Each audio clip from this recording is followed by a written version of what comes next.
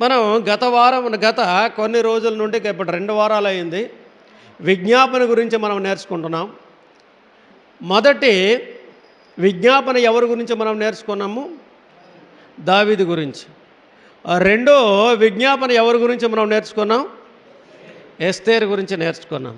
ఈరోజు మూడోది ఎవరి విజ్ఞాపన అంటే నీతిమంతుని విజ్ఞాపన గురించి మనం తెలుసుకుందాం. నీతిమంతుని విజ్ఞాపన గురించి మనం తెలుసుకుందాం. నీతిమంతుని విజ్ఞాపన ఎలాగుంటుంది అన్నటువంటి విషయాన్ని మనం తెలుసుకుందాం. యాకోబు పత్రిక 5వ అధ్యాయము 16వ వచనం. 5వ అధ్యాయము 16వ వచనం.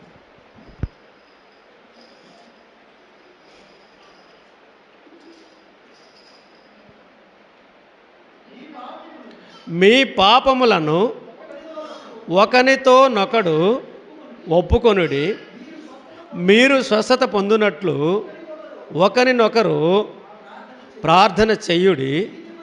నీతిమంతుని విజ్ఞాపన మనఃపూర్వక మైనదై బాహుబలము గలదై యుండును. చిన్న ప్రార్థన చేసుకుందాం. పరిశుద్ధుడైన మా ప్రియ పరలోక తండ్రి, దేవా, ఇదిగో ప్రభా, ఈ దినమున నీతిమంతుని విజ్ఞాపన గురించి బోధించడానికి నన్ను నిలబెట్టిన దానికి వందనాలు. ఈ వాక్యము బోధిస్తుండగా వినగల చెవి, గ్రహింపే హృదయాన్ని ప్రతి ఒక్కరు కూడా అనుగ్రహించమని, ఎలాంటి దురాత్మంధకర శక్తులు ఈ వాక్యము బోధిస్తున్న సందర్భములో వాక్యాన్ని ఎత్తిపోకుండా నీ బిడ్డలు వినటం ప్రతి ఒక్కరు కూడా హృదయాలలో మీరే నాటింపజేసి 30 వంతులు 60 100 ఫలింపు చేయమని యేసది పరిశుద్ధ నామాన బట్టి ప్రార్థించి అడివేడుకుంటున్నాం తండ్రి, ఆమేన్. రైట్. ఇక్కడ యాకోబు పత్రిక 5వ అధ్యాయం 16వ వచనములో మీ పాపములను ఒకరితోనొకడు ఒప్పుకొనుడి. అంటే మనం తప్పు చేసినప్పుడు మన తప్పుని మనం ఎప్పుడు కూడా ఒప్పుకోము, అంతే కదా. ఎవరు కూడా తప్పు చేసిన వాడు నేను తప్పు చేశానని ఎవరు కూడా ఒకరి దగ్గర వెళ్ళి ఒప్పుకోడు. కానీ దేవుని వాక్యమైన మాట్లాడుతుందంటే మీ పాపములను ఒకరితోనొకడు ఒప్పుకోమంటున్నాడు. ఎందుకు ఒప్పుకోవాలని సరే ఒప్పుకోవడంలోన ఏం కనబడుతుంది? అక్కడ తగ్గింపు. ఒప్పుకోవడంలో మనకు ఏం కనబడుతుందంటే మన ప్రవర్తనలో ఏం కనబడుతుంది? తగ్గింపు మనకు కనబడుతుంది. దేవుని వాక్యంలో ఏమని ఉంది? తగ్గించబడితే హెచ్చించబడతావు, హెచ్చించబడితే తగ్గించబడతావు అన్నటువంటి మాట ఉంది. అందుకబట్టి మీ పాపను ఒకరితోనొకడు ఒప్పుకొనుడి, మీరు స్వస్థత పొందినట్లు ఒకరిని కొరకు ఒకడు ఏం చేయమన్నాడు? ప్రార్థన చేయాలి. అంటే మనం ప్రార్థన చేసేటప్పుడు మన కోసమే మనం ప్రార్థన చేస్తుంటాం, మన కుటుంబం కోసమే మనం ప్రార్థన చేస్తుంటాం. కానీ దేవుని వాక్యమైన మాట్లాడుతుందంటే నీ కోసం నువ్వు ప్రార్థన చేయి, తర్వాత ఒకరి గురించి నీ ఎదుటి వారి కోసం, నీ ప్రక్కన ఉన్నటువంటి వారి కోసం కూడా ఏం చేయమన్నాడు? ప్రార్థన చేయమన్నాడు. ఒకని కొరకు ఒకడు ఏం చేయమన్నాడు? ప్రార్థన చేయడం. అయితే ఎలాంటి వారు ప్రార్థన చేయమన్నాడు? ఏ వ్యక్తి ఎలాంటి ప్రార్థన కలిగి ఉంటాడన్నట్టు చూస్తే నీతిమంతుని విజ్ఞాపన అంటే అర్థం ఏంటి? విజ్ఞాపన అంటే అర్థం ఏంటి? ప్రార్థనే. విజ్ఞాపన అంటే అర్థం ఏంటి? మరొక భాషలో ఏమంటారు? ప్రార్థనే. మనము అధికారుల దగ్గర దరఖాస్తు రాసి మనం ఇస్తాం. దరఖాస్తు రాసేటప్పుడు ఏం రాస్తాము? మహారాజా శ్రీ పూజనీయులైన ఎమ్మెల్యే గారో, మంత్రి గారో, కలెక్టర్ గారో, పిఓ గారో, తహసీల్దార్ గారికి నేను మిమ్మల్ని ఏమంటారంటే విజ్ఞాపన అంటే మన పేరు చెప్పుకుంటాము, మన తలక విధి చెప్పుకుంటాము. నేను మీకు విజ్ఞాపన అని రాస్తాం. మనపూర్వకంగా విజ్ఞాపన అని రాస్తున్నాం, విజ్ఞాపన చేస్తున్నాను అని రాస్తాం. విజ్ఞాపన అంటే అర్థం ఏంటి? మన సమస్యని ఎవరి దగ్గర తీసుకెళ్ళడం చేస్తాము?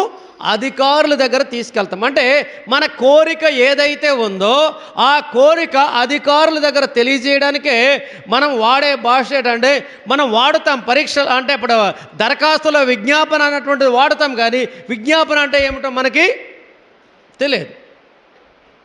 విజ్ఞాపన అంటే తెలియదు. విజ్ఞాపన అంటే ప్రార్థన. మన సమస్యను ఒకరు తెలియజేయడమే విజ్ఞాపన అంటారు. అందుకనక ఇక్కడ నీతిమంతుని విజ్ఞాపన మనఃపూర్వకమైనదై బహుబలము గలది.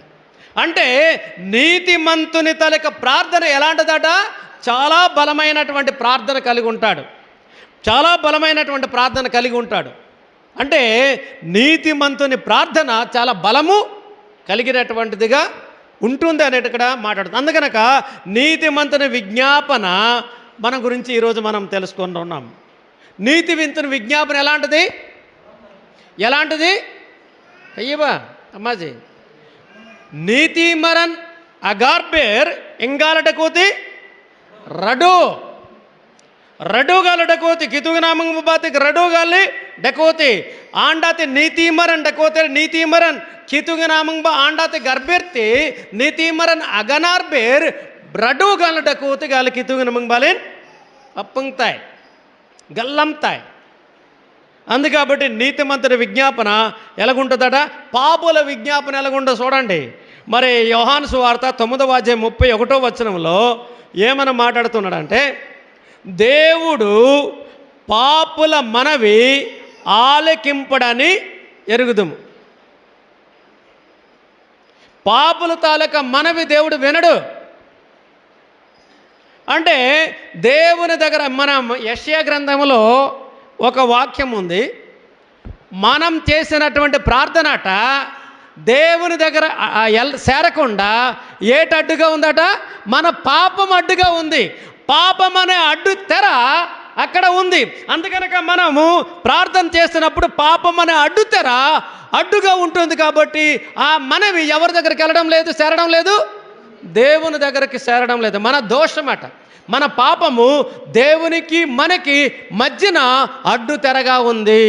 అందుకబట్టి దేవుని దగ్గర వెళ్ళకపోవడానికి కారణం ఏంటంటే, అందుకనక మరి యోహాను సువార్త 9:31 ఏమనముంది? దేవుడు పాపుల మనవి ఆలకింపుడని ఎరుగుదుము. పాపుల తాలూకా ప్రార్థన దేవుడు వినడు. అలాగే సామెతలు 15:29 ఏమనుందంటే, భక్తిహీనులకు యెహోవా దూరస్తుడు. 15:29 ఏటమాట? భక్తిహీనులకు యెహోవా దూరస్తుడు. అంటే భక్తి లేనటువంటి వారు దేవుడు వారి దగ్గర ఉండడు, వారి మనవి ఆలకించడు. మీరు అనుకుంటున్నాం ఈరోజు మనం ప్రార్థన చేస్తున్నప్పుడు మనం మనవి దేవుడు వినడు కాబట్టి, వినడం లేదు కాబట్టి మన ప్రార్థన ఏదైతే ప్రార్థన చేస్తున్నామో అది సఫలం కావడం లేదు. కారణం ఏంటి? మనం ప్రార్థన చేసినప్పుడు ముందు ఏం చేయమన్నాడు? మన పాపములను మనము ఒకరితో ఒకరు ఏం చేసుకోవాలట? ఒప్పుకోవాలి. ఒకరితో ఒకరు అంటే అర్థం ఏంటి? మన మనుషుల దగ్గర ఒప్పుకోవాలి, దేవుని దగ్గర కూడా ఒప్పుకోవాలి. అంటే పింతులు ఈనాత డకోతి బొమ్మన్రా आमंग बजाय उपिन बोनन रत जाए कितुग नामंग बजा के ईना ते पिंत डकोते ले कितुग नामंग बजा के उपिन बोनन आंडा ते उपिलन गार्बेर डकोतने अत अमन रदा गार्बेर कितुग अंडंगते अज्जरिग अंडंगत कितुग नामंग बडो अमंग बाले तुंगारा नाबोय तेरडको ईन तेरगालंडी पापमन गाल अबोय तेरडको पापमन अबोय तेरडको नासन अल्ले नगार रत्ता आ कितुग नामंग बा येरत अंडंगालड तुंगारन अबोय तेरा डको अड्डु तेरा डको अल्ले तेरा गार्बेरतबु यर्ति पापमन इनगांते डंगताय अज्ज येरत कितुग नामंग बा येरत డంగతాయి అనే ఎర్తనాయకి. మనం గోడ మీద బంతి ఇసిరినప్పుడు ఏం చేస్తుందమ్మా? గోడ మీద బంతి ఇసిరితే ఆ బంతి అక్కడ ఉండి అంటుతుందా, మళ్ళీ మన దగ్గరకు వస్తుందా? అటు వెళ్ళదు. గోడ దగ్గర కొట్టినప్పుడు ఆ బంతి మన వైపు వస్తుంది. అలాగే మనం ప్రార్థన చేసినప్పుడు అడ్డు తెర ఉంటుంది. అడ్డు తెర మన దగ్గరికి వస్తుంది కానీ దేవుని దగ్గరికి వెళ్ళదు. అందుకనక నీతిమంతుని ప్రార్థన విజ్ఞాపన బహుబలము గలది ఉంటుంది. మరి భక్తులు లేదా నీతిమంతుల విజ్ఞాపన ఎలాగుంటుందో చూద్దాం. అదే 9వ అధ్యాయము యోహాను సువార్త 9:31 కింద లైన్లో ఉంది. నేను మీద లైన్ చెప్పాను, కింద లైన్లో ఏమనుంది చూడండి. ఎవడైనను దైవ భక్తుడై ఉండి ఆయన చిత్తము చొప్పున జరిగించిన ఎడల ఆయన వారి మనవి ఆలకించును. దేవునికి స్తోత్రం. హల్లెలూయా, హల్లెలూయా. ఇక్కడ చూడండి, ఎవడైనను దైవ భక్తుడై ఉండి ఆయన చిత్తము చొప్పున జరిగించిన ఎడలా అంటే దైవ భక్తి, దేవుని మీద భక్తి కలిగినటువంటి వాడుగా ఉండి దేవుడు ఏదైతే అప్పగించాడో, ఏ పని చేయమని చెప్పాడో, చెప్పిన పనంతా కూడా ఎవరైతే చేసుకుని వెళ్తాడో ఆడు తాలూకా ప్రార్థన దేవుడు ఏం చేస్తాడట? వింటాడు. దేవుని చిత్తము ప్రకారము జరిగించకుండా మనం ప్రార్థన చేసినా, భక్తి లేకుండా ప్రార్థన చేసినా దేవుడు మన మనవి ఆలకించడు, దేవుడు మన మాట వినడు, మన ప్రార్థన వినడు. అందుకని గమనించండి, మరి క్లియర్గా ఎవడైనా దైవభక్తి గలవాడై ఉండి ఆయన చిత్తము చొప్పున జరిగించిన ఎడల ఆయన వారి మనవి ఏం చేస్తాడట? ఆలకించును అన్నమాట మాట్లాడుతున్నాను. అందుకనక ఆలకించాలంటే మనం ఎలాగుండాలి? దైవభక్తి కలిగినటువంటి వారుగా ఉండాలి ఒకటి. రెండోది ఏంటంటే ఆయన చిత్తాన్ని జరిగించేవారుగా ఉండాలి. ఆయన చిత్తాన్ని ఒకటి జరిగించాలి, దైవ భక్తి కలిగినటువంటి వారుగా ఉండాలి. ఎప్పుడైతే ఉంటామో, ఆ రకంగా ఉంటామో అప్పుడే దేవుడు మనవి, మన విజ్ఞాపన వింటాడు, లేదంటే వినడు. అలాగే ఒకటో యోహాను 3వ అధ్యాయము 22వ వచనంలో మాట్లాడుతున్నాడు. మరియు మనం ఆయన ఆజ్ఞలను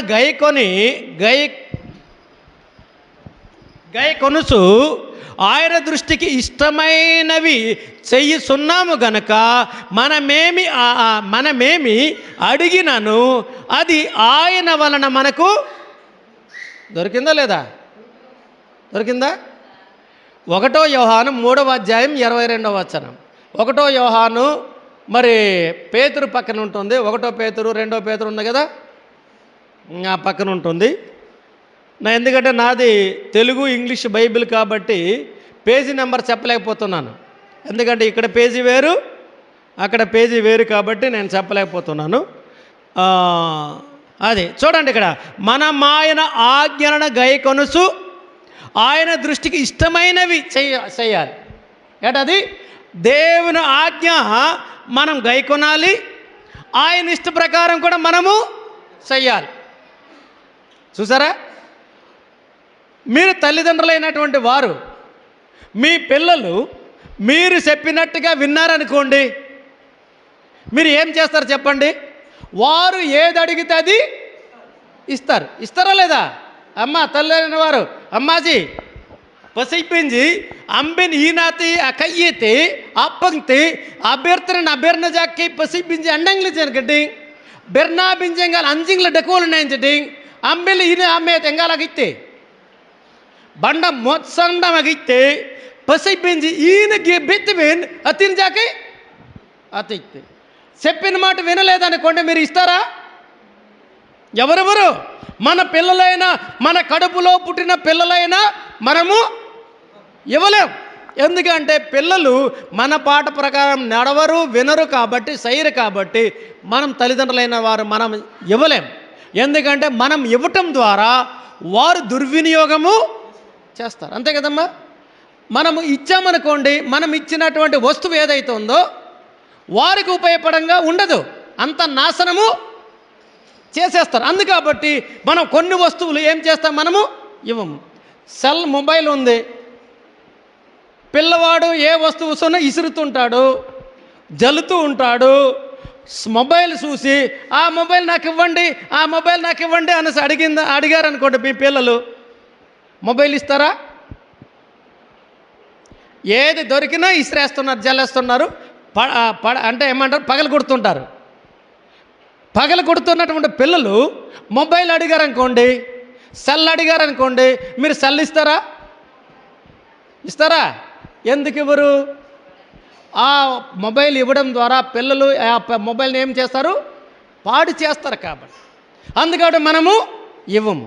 అదే కానీ బాగా సక్రమంగా వాడితే తప్పకుండా మనం ఇస్తాం. అలాగే ఇక్కడ కూడా అన్నాడు, మనము ఆయన చిత్త ప్రకారము మనం ఏమంటే ఆయన దృష్టికి ఇష్టమైనవి చేయిస్తున్నాము కనుక మనమేమి అడిగినను అది ఆయన వలన మనకేం కలుగుతుందట, దొరుకును, మనకు దొరుకుతుంది. ఎందుకంటే అతను ఏదైతే మనం చిత్త ప్రకారం మనం చేసుకుని వెళ్తున్నామో, మనం ఏదైతే అడుగుతామో అడిగినవన్నీ కూడా మనకేం చేస్తాడని దేవుడు ఇస్తాడు, మనకు దొరుకుతుంది. అందుకని గమనించండి. తర్వాత కీర్తనలు 34:15 వచనములో యెహోవా దృష్టి నీతిమంతుల మీద ఉన్నది, ఆయన చెవులు వారి మొరలకు ఒగ్గి ఉన్నవి. కీర్తనలు 34:15. యెహోవా దృష్టి ఎవరి మీద ఉన్నదట? నీతిమంతుల మీద ఉన్నది. ఆయన చెవులు వారి మొరలకు ఏం చేస్తాడట? ఒగ్గి ఉన్నది. అంటే నీతిమంతుల ప్రార్థన దేవుడు ఏం చేస్తాడట? వింటాడు. అంతే కదా? అంతే, ఆ వాక్యం అదే కదా? అర్థమైందా? అర్థమైపోయిందా? యెహోవా దృష్టి ఎవరి మీద ఉంది? నీతిమంతుల మీద ఉంది.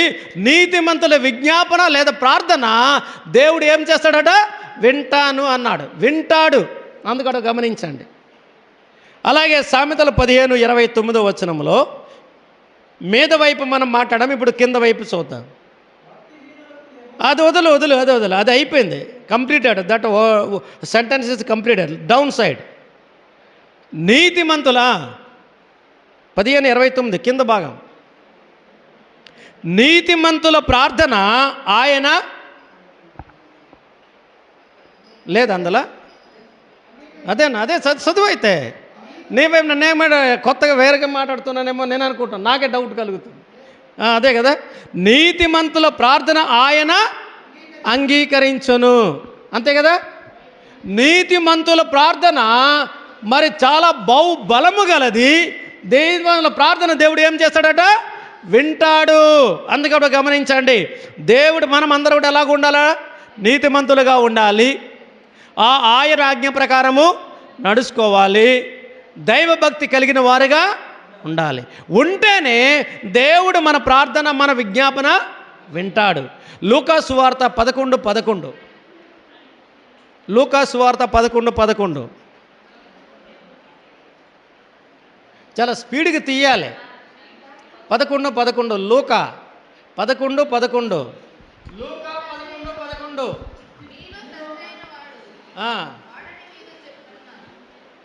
మీలో తండ్రైన వాడు తన కుమారుడు శాపను అడిగితే శాపకు ప్రతిగా పామునిచ్చునా?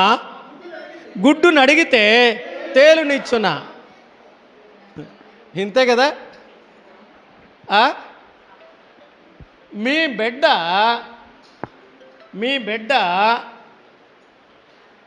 ఏటడిగాడట? శాప అడిగారు. శాప అడిగితే శాపకు బదులు పాము ఎవరైనా ఇస్తారా? మీ పిల్లలు ఎవరైనా ఇస్తారా? రొట్టె అడిగారు అనుకోండి, మీకు రొట్టె అడిగారు, రొట్టె అడిగితే రాయి ఇస్తారా? చెప్పండి, రాయి మొక్కిస్తారా? అమ్మా, మా దుంబాలం బేస్ ఒకటి ఉంది, మా కొడుకు ఆడు సులరం ఎక్కువ ఉంటాడు. ఏది అడిగినా అది మొత్తం కూడా స్మాష్ చేస్తాడు. మరి సరే ఆడ అలాగే చేయడనేసి సురేష్ రొట్టె అడిగాడు, నా కొడుకు తండ్రికి అడిగాడు అనుకో, మరి సురేష్ ఈడు ఇలాంటి పనే చేస్తాడని రాయి ఏమైనా ఇస్తావా? ఇస్తాడమ్మా? కాంత కదా. ఎంత దుంబాలం పిల్లడైనా లేకపోతే ఎంత మాట వినలేని పిల్లలైనా మన పిల్లల మీద ప్రేమ ఉంటుంది. తప్పుడు పని చేసినా మన పిల్లల్ని మనం ఏం చేస్తాము? ప్రేమిస్తాం. కాబట్టి వాళ్ళు ఎట్టి పరిస్థితుల్లో మరి రొట్టెకి బదులు రాయి ఎవరు? రొట్టె ఇస్తారు. అలాగే దేవుడు కూడా శాపను అడిగితే శాపకు బదులు పాము ఇస్తాడా? అలాగే గుట్టుకు బదులు ఏటది తేలునిస్తాడా? ఎవరైనా ఇచ్చిన వారు ఉన్నారా? మన తల్లిదండ్రులైనటువంటి వారు సుడామరంజి తెనటకోజు, అది ఫస్ట్ జనరేషన్, ఇది సెకండ్ జనరేషన్. ఫస్ట్ జనరేషన్ ఉన్నవారు కుర్చీ మీద కూర్చున్న వాళ్ళు, మీ పిల్లలు కజ్జం అడిగారు అనుకోండి, కజ్జం అడిగితే మీరు ఏది ఇచ్చారు చెప్పండి? కజ్జం ఇచ్చారా లేదా? అమీన్ కొజ్జాన్ బిల్లు బించి పసి బించి కొజ్జాన్ అతీలుడి ఈయన బిగడ అతీలే కొజ్జాంతం అతీలే, అంతే కదా? కొజ్జాన బిగడ మీ పిల్లలు మీ మాట వినకపోయినా కొజ్జాం బిల్లు బించండి, కొజ్జాన తిత్తే, అంతే కదా? మరి ఏమైనా అడిగితే అది ఇవ్వచ్చు. కానీ కొజ్జాన్న బిల్లు బించడి ఓలానా తిత్తపో, రామంగాను రేంగనా తిత్తపో, కుడ్డంగా తిత్తపో, అజ్జ తీపోతు. అలాగే దేవుడు కూడా మీలో తండ్రైన వాడు తన కుమారుడు శాపను అడిగితే శాపకు బదులుగా పామిస్తారా?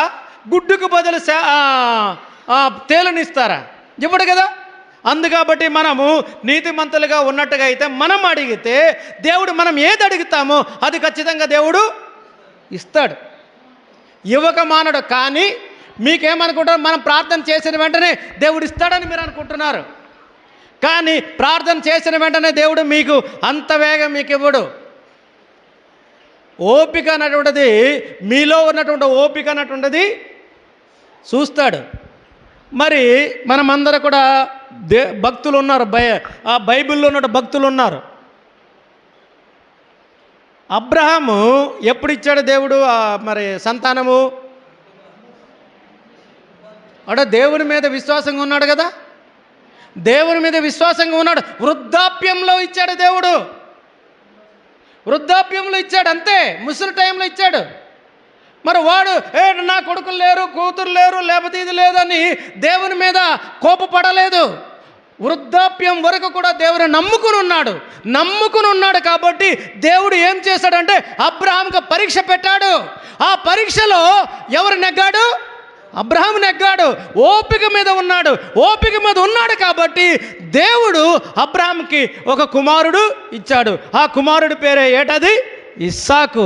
ఇస్సాకు అంటే అర్థం ఏంటి? నవ్వు. ఆ కుటుంబంలో దుఃఖంలో ఉన్నటువంటి కుటుంబాన్ని, ఆ కుటుంబంలో ఏమొచ్చింది? నవ్వు.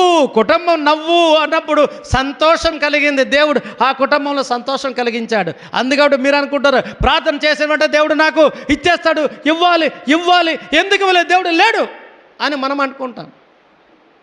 దేవుడు అనుకుంటాడు, మనం అనుకుంటున్నాం. ఏమన్నాడు దేవుడు? నీకు ఇసుక రేణువలే, తర్వాత ఆకాశంలో నక్షత్రంలాగా మీ సంతానము ఓ భూమి మీద విస్తరిపిస్తే చేస్తానని దేవుడు ఎప్పుడో చెప్పాడు. కానీ చెప్పిన తర్వాత కూడా అప్పుడు కూడా ఇవ్వలేదు. తర్వాత మరి జకరియా, ఎలిజబెత్, యోహాను, అంతే కదా? జకరియా, ఎలిజబెత్ ఇద్దరు కూడా ఎలాంటి వారు? యాజకులు.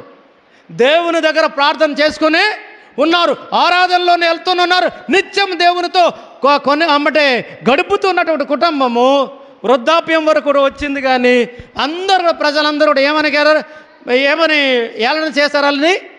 గొడ్రాలు, పిల్లలు లేరు. మీరు సంపాదించిన ఆస్తి ఎవరు తింటారు? నీ పూజించిన దేవుడు నీ మాట వినలేదు అని ఎంతోమంది హేళన చేశారు. కానీ దేవుడు ఏం చేశాడు? ఆ కుటుంబానికి ఒక సంతానం దేవుడు ఇచ్చాడు. అతనే ఎవరు? యోహాన్. అతనే యోహాను ఇచ్చాడు. అందుకని మనం బైబిల్లో ఎంతోమంది మరి మాదిరికరమైనటువంటి భక్తులు ఉన్నారు. వారిని ఆదర్శంగా చేసుకొని మనం వెళ్ళాలి. కానీ తొందరపడకండి. ఎప్పుడు కూడా దేవుడు ప్రార్థన చేసి 4 రోజులు ప్రార్థన చేస్తాం. 4 రోజులు ప్రార్థన చేసిన తర్వాత దేవుడు మరి సమాధానం ఇవ్వడు. దేవుడు లేడు, నా దేవుడు లేడు అని మనం ఏం చేస్తాము? దేవుని దగ్గర నుండి దూరంగా వెళ్ళిపోయి ఎక్కడో మనం ఒక దగ్గరికి వెళ్ళి మొక్కడం మొదలు పెడతాం. మనం విగ్రహాలను పూజించడము, ఏమంటారు?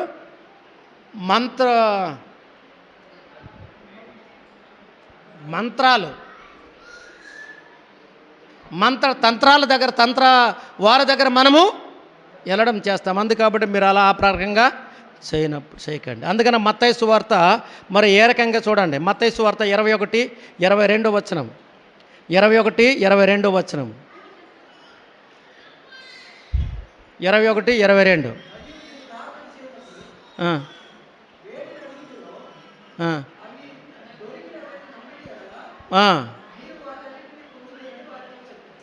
ఇదేంటది? మీరు ప్రార్థన చేయునప్పుడు వేటిని అడుగుదురో అవి, బ్రాకెట్లో ఏమనుంది, దొరికినవి అని నమ్మిన ఎడల మీరు వాటన్నిటినీ పొందుదురని మీతో వారితో చెప్పాను. ఇక్కడ ఏమి కనబడుతుందమ్మా?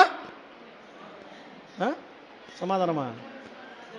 రిజల్ట్ కాదు, ఎక్కడ అది విశ్వాసం. ఏమంతా కనబడుతుంది? విశ్వాసం. విశ్వాసం అంటే అర్థం ఏంటి?